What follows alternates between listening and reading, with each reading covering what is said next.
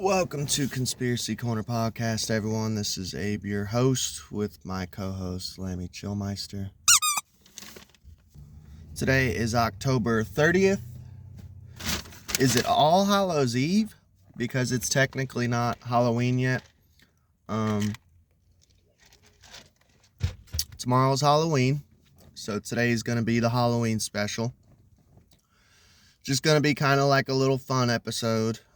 Covering Halloween.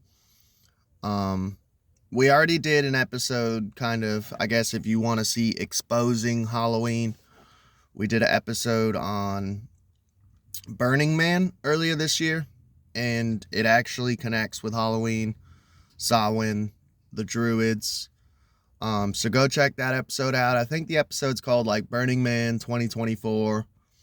Subtitles are literally like Samhain, Druids, Wicker Man. We get into all that. So if that's what you're looking for this episode, go check that episode out. Today we're just going to be doing kind of a fun one for Halloween, so loosey-goosey. We'll get into an article I found. We'll cover that with some commentary, and after that, if we still have time, we'll get into conspiracies, because I have a whole list of newer conspiracies, some crazy fun stuff. But first I want to get into kind of an intro, dude. My life is always entertaining. I hope you guys don't mind the intros though, but I just have crazy shit happen all the fucking time. So I think it's entertaining. I'm like a big fan of like Broken Simulation. And I don't know, I have a crazy life. Like I've even had people tell me like, dude, you need to write a book, because like every day it's something new. So what is it? The Chinese curse I always bring up, may you live in strange and interesting times. Well, someone definitely gave me the Chinese curse. Maybe I opened a fortune cookie back in the day. Yesterday, I get woken up and I go in, I'm groggy, half asleep. I'm like trying to make some coffee, trying to wake up, roll my cigarettes, get ready for work. My wife goes, "Hey, boo, guess what?" I'm like, "What?" She said, "You're not gonna like this." And that is like the worst thing to hear from your wife, especially when you first wake up. Like, I haven't even had a cup of coffee yet. I haven't even smoked a cigarette yet, dude. And you're already telling me you're not gonna like this. She said, "Mom fucked up." Because we live with my mom. You guys know the situation. We had an apartment, a cheap apartment, $550 a month. And our manager sold to another company. They basically kicked us all out. So now we had to move in with my mother-in-law.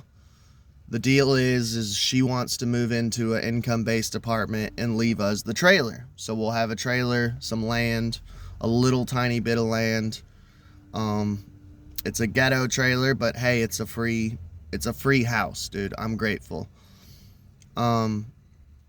So I didn't know the two were connected at the time. Earlier that day, yesterday, I'm sleeping. And just to preface the story, my mother-in-law has struggled with mental illness, like horrible mental illness. She's got like BPD, I think, bipolar disorder. She's kooky.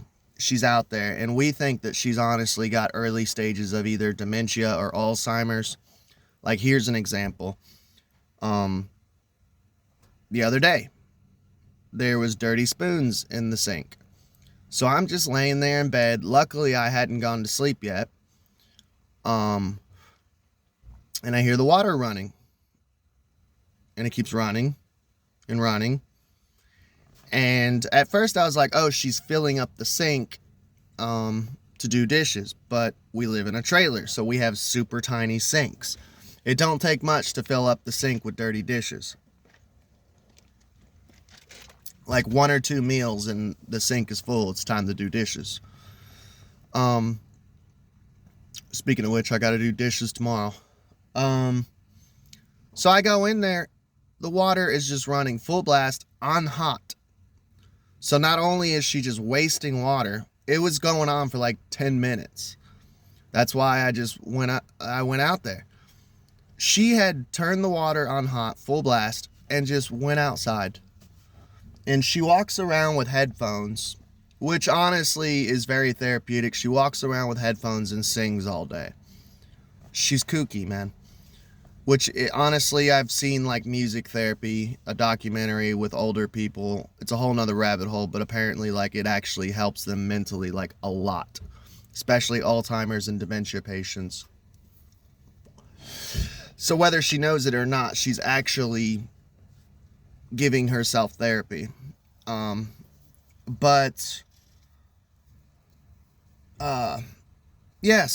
She's just out on the front porch, just doing whatever, walking around with headphones, singing, while the water is just running for 10 minutes, full blast. And I look in the thing, and there's one dirty spoon. She turned the water on hot, full blast, to rinse off one spoon, and just walked away and just let it do its thing. That's one instance. Another instance is like one day she cooked an entire pizza, and I was heading out to work. I was drinking coffee and smoking cigarettes like I do in the morning. I don't eat straight out of bed. And she fixed a pizza. She's like, "Hey, do you want a slice?"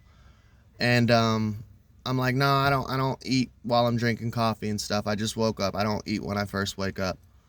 And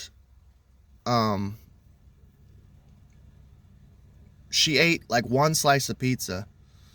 And I work third shift. I left for work, came home. The entire pizza was just sitting there, covered in ants on the stove. It's just little insane shit like that. Like there's times she has put stuff in the oven, left it on, and like smoked out the living room, like almost caught the house on fire. I don't know what to do because I don't want to put her in a home because we are a guest, but it's a danger, dude. So I sleep during the day. I can't properly take care of her, but I can't afford a nurse to take care of her either. I sleep during the day. I work third, my wife works first, so there's always someone there at the house, which is cool.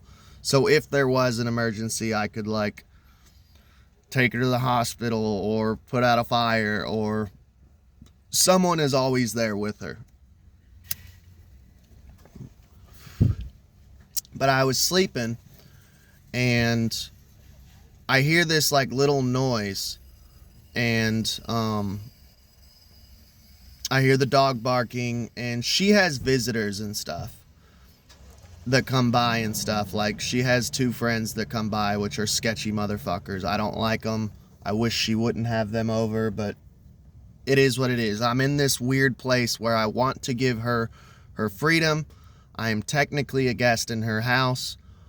I don't want to be like controlling her, but she's losing her mind. It's getting bad. So she knocks on my bedroom door and was like, "Hey, there's an electric man here. He needs to check out the fuse box." And I woke up and I had this feeling that I should have woke up and asked questions. But I was half asleep, groggy, and me and my wife, we only see each other like an hour a day tops. So I assumed that they had made that something had happened at the house to where like my wife and her had talked like, "Hey, we need to have an electrician come by for something," because we have like bad wiring in the house, like half the plugs don't work and shit. So I figured something along those lines had happened, and I just never got the memo. So I just went, okay, rolled over, went back to sleep. Guy comes in, checks the fuse box, leaves. So then that night, back to where I was, making coffee. My wife tells me, Mom fucked up. And I go, what happened? A solar panel company called her and said that we could get free solar panels. And I said, nothing in this world's for free. And my wife said, I know, that's what I told her.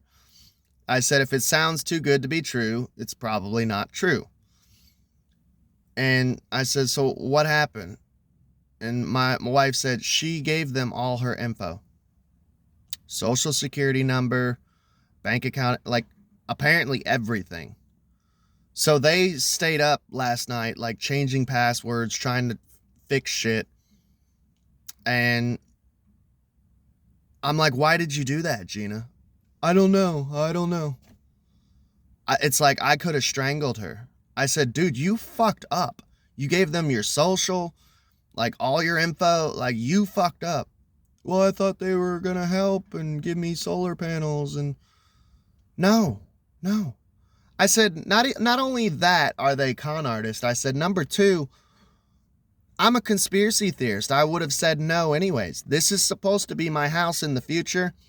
I don't want solar panels on my house. I do not play part of the Great Reset. That's a whole nother rabbit hole of the whole solar panel scam, of how they don't fucking work. They die out too quick. That's a whole nother episode we could do on the scam of solar panels. It's kind of like electric cars. It's not sustainable. Don't argue with me in the comments. Like I said, maybe we'll do a whole episode on it and cover it. All I can say is look into it. Look into how solar panels are scams.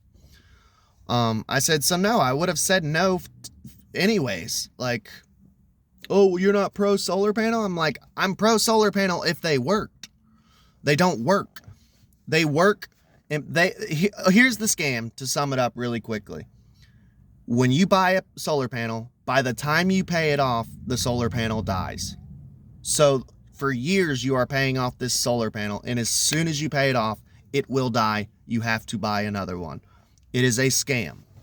And it's part of the Great Reset.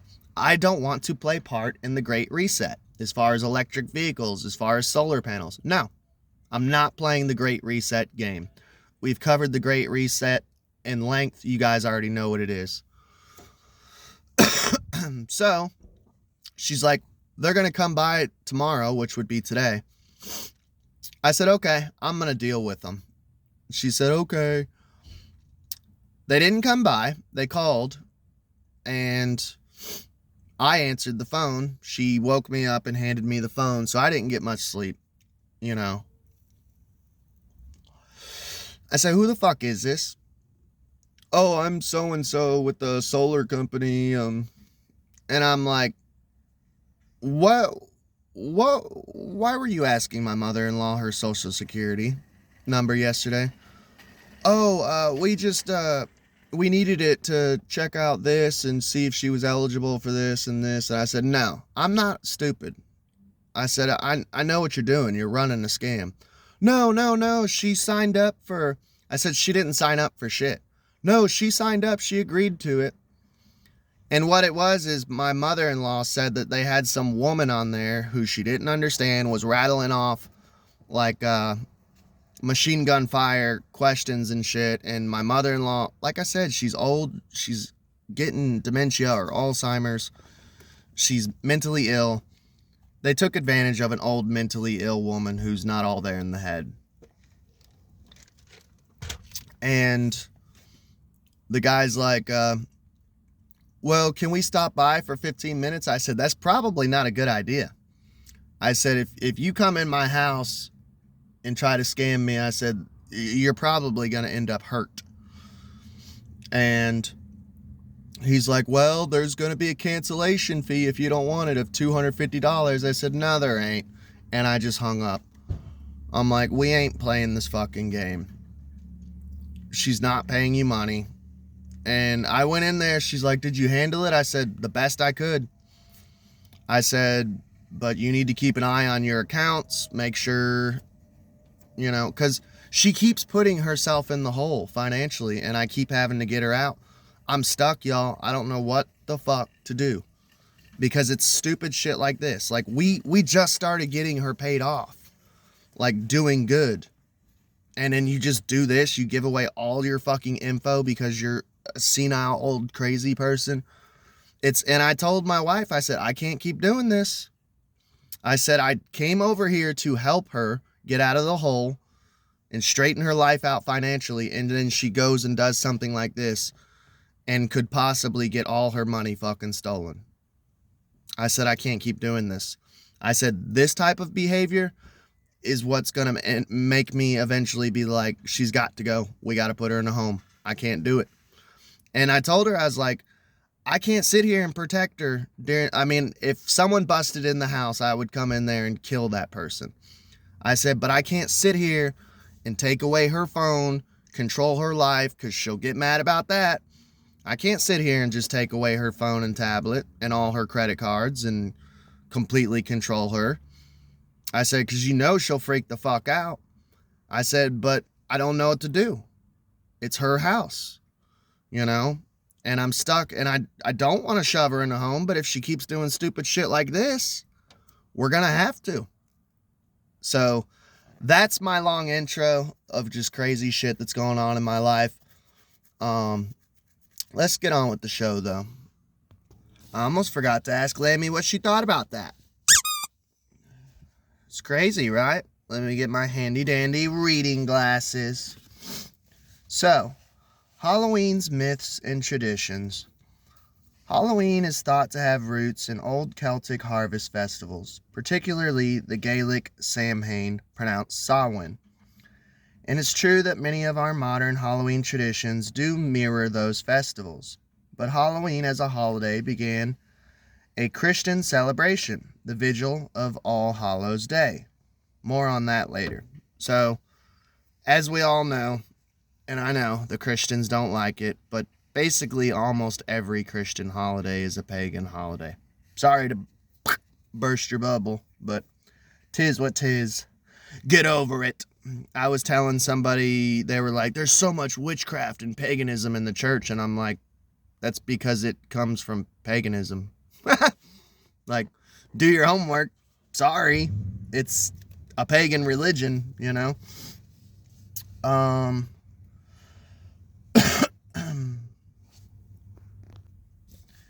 There are many misconceptions and mysteries surrounding Halloween.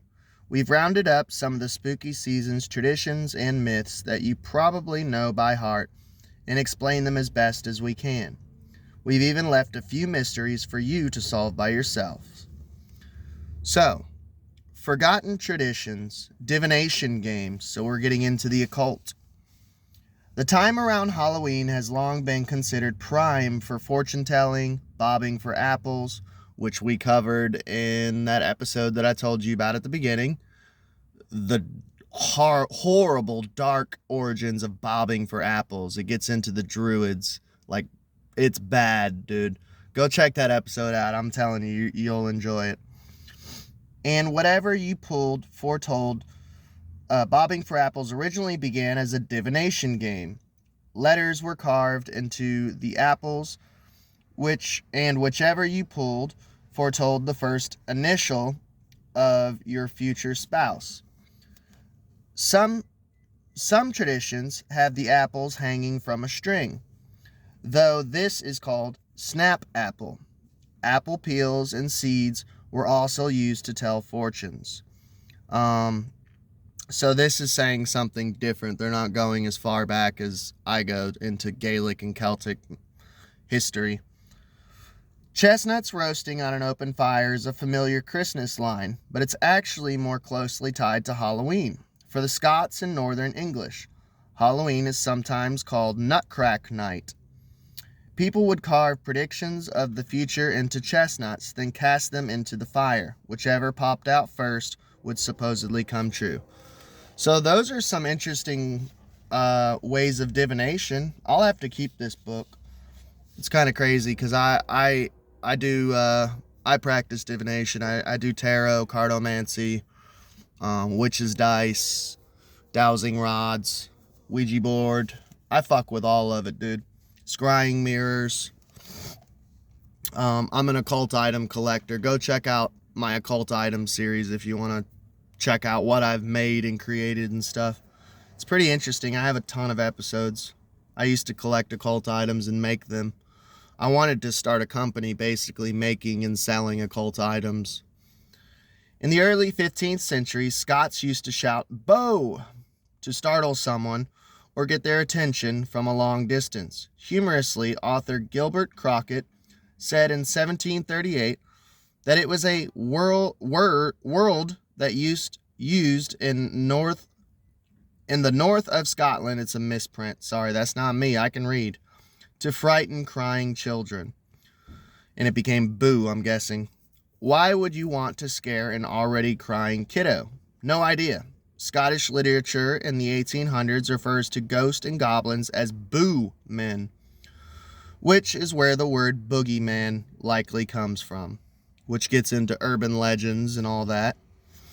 By the 1820s, the interjection became more closely associated with ghost, probably because ghost stories were more popular in that period than other monster tales. Boo also worked because it could be a short, sharpened interjection to scare your friends or drawn out to sound like the ghostly groans of a lost soul. Boo.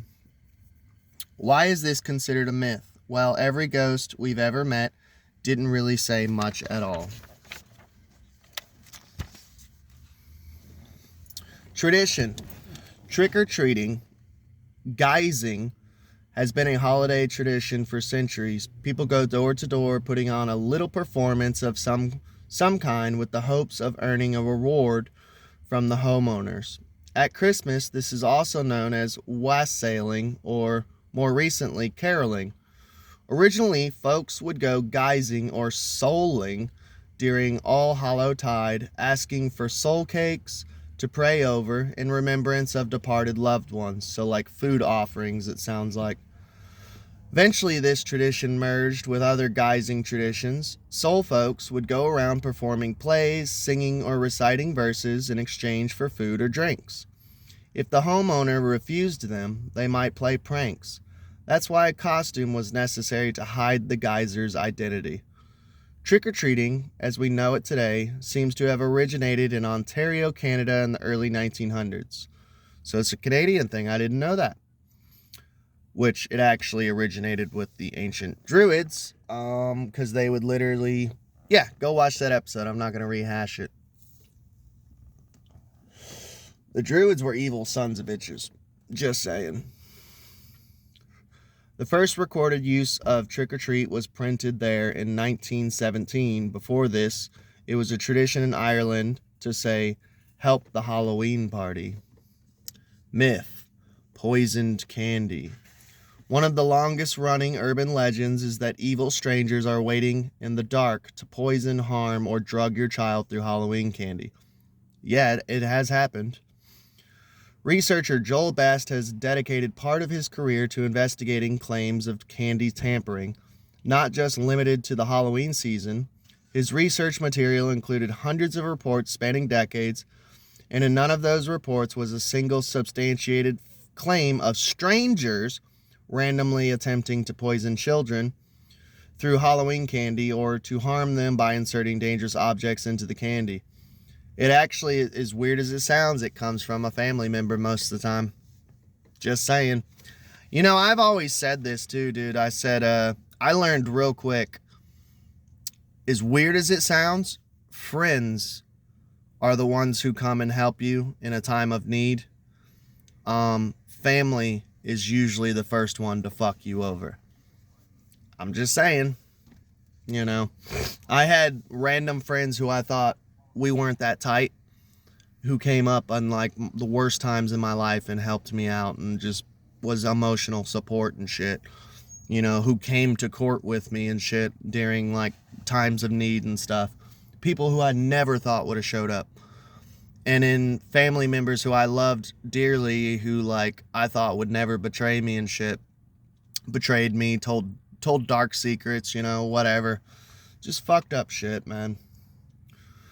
Halloween candy tampering reports tend to roll in at a rate of about 1 or 2 per year. Almost all of these cases involve a family member pranking kids, Obviously, it goes without saying that it is not a harmless prank. Don't let this happen. Most of the suspected cases of Halloween candy poisoning were actually coincidence. While the media reported the cases initially as a potential Halloween poisoning, later investigation would reveal there was no candy tampering by strangers involved. Grimly, one case involved a father using the rumor of poisoned Halloween candy to attempt to cover up the murder of his own child. Oh, that's sad. Maybe we'll do an episode on that one day, because I like to cover true crime and stuff. Oh, by the way, the Menendez brothers, I heard, might be getting out. And I found a true crime magazine. I want to get it and cover it as an episode on here. Just because, like I said, I'm interested in true crime. And we've covered a shit ton of true crime on this channel. So go check out some of my true crime episodes, man. You'll enjoy them. In recent years, the myth has transformed into the notion that people are spending hundreds of dollars on marijuana edibles to hand out to unsuspected kids at Halloween. This is patently untrue. Cases of kids ingesting drugs around Halloween stem from accidentally consuming them in their own household. Which is pretty fucking true. That one never made sense to me, of like people saying, oh, people are putting edibles and drugs in Halloween. And it's like, as someone who used to be like a really big druggie, why would you waste your own stash to get kids high? Like, you're not going to be able to see them get high, and you won't even have the satisfaction of like watching a kid stumble around like stoned as fuck, because they take the candy and leave. Like, and you're just wasting your stash, your drugs. Doesn't make sense. So I kind of believe that one. As someone who used to do drugs, I'm like, ain't no way I'd waste my drugs on a child. Like, I'm taking that shit, dude. Despite these claims being reportedly proven false, the media panic surrounding the notion of tampered trick-or-treat candy persists. The real danger at Halloween? Children are 3 times likely more to be struck and killed by a vehicle, which honestly, there's a lot of Halloween parties for adults, so a lot of those people are drunk driving, just saying, than any other time of the year. This year, perhaps, worry less about checking candy and more about checking traffic. No, you should still check your candy. I used to check my candy for Stella when she was a child and we went trick-or-treating. Like, that is a tradition I do believe wholeheartedly. You should still check your kids' candy, dude. And parents who don't, that to me, that's a laziness thing. Like, check the candy. Make sure there's not wrappers open. Make sure something doesn't look fishy. Yeah, I still believe in checking candy, dude. One myth that's actually true: realistic decorations. You've probably heard the supposed urban legend of a suspiciously lifelike Halloween decoration that ended up being all too real. But as outlandish as it sounds, this one has really happened. There have been a few cases of spooky decorations being exactly what they appeared to be. Most famously in the case of Elmer McCurdy, an outlaw. His body was mummified and used as a touring sideshow prop, allowing morbidly curious folks to glimpse the body of an infamous criminal, the bandit who wouldn't give up. That actually sounds dope as fuck. I wish we still did shit like that. I want to go look at a mummified cowboy who was an outlaw. Like, I ain't gonna lie. You can call me macabre, whatever, dude. That's cool as fuck. This sounds ghoulish, but it was unfortunately a common practice as a way for funeral homes to recoup their losses on embalming unclaimed bodies. The body was sold and resold among traveling carnival shows, and somewhere along the way, the origins of the prop were lost. Some 60 years after his death, Elmer ended up being a carnival ride decoration in Long Beach, California. Dude, history is fucking insane. So he was an outlaw cowboy who was paraded around the country as like, hey, pay a nickel, check out this mummified cowboy who was a bandit. And he ended up being a decoration for a ride in Long Beach, California, a carnival ride. How fucking crazy is like carnival history and circus history and shit? It is, I don't know, I love this type of shit. This is the type of shit that I want for the channel, man, and that I enjoy putting out for the channel. That's so crazy. While filming an episode of The $6 Million Man at the theme park, a set dresser noticed that Elmer wasn't just convincing prop work. After this discovery, the outlaw's body was finally laid to rest in 1977. So that's good. They finally laid him to rest. I wonder how haunted those sites were where they were just dragging around his mummified corpse, if the sites themselves became haunted, or if they had any paranormal experiences of that cowboy bandit. So I hope y'all enjoyed this Halloween special. Sorry the intro was so long, but I had to share that story. My life is crazy. Happy Halloween, everyone. I do plan on doing an interview with this Zach guy, the friend of Miss McGillicuddy, their ministry. I do plan on doing it. The only reason I didn't do it this week, the WhatsApp and the pre-interview, was because I had family come over on my first day off, and then tomorrow, I'm off tomorrow, but me and Sammy are carving pumpkins. We're having a family day. We are celebrating Halloween together. We're carving pumpkins. We're going to watch scary movies. Maybe get weird in the bedroom. We're just having a good Halloween. We're celebrating Halloween. And I don't want to work on Halloween. It's one of my favorite holidays. But happy Halloween. Y'all have a good day. Please like, share, and subscribe.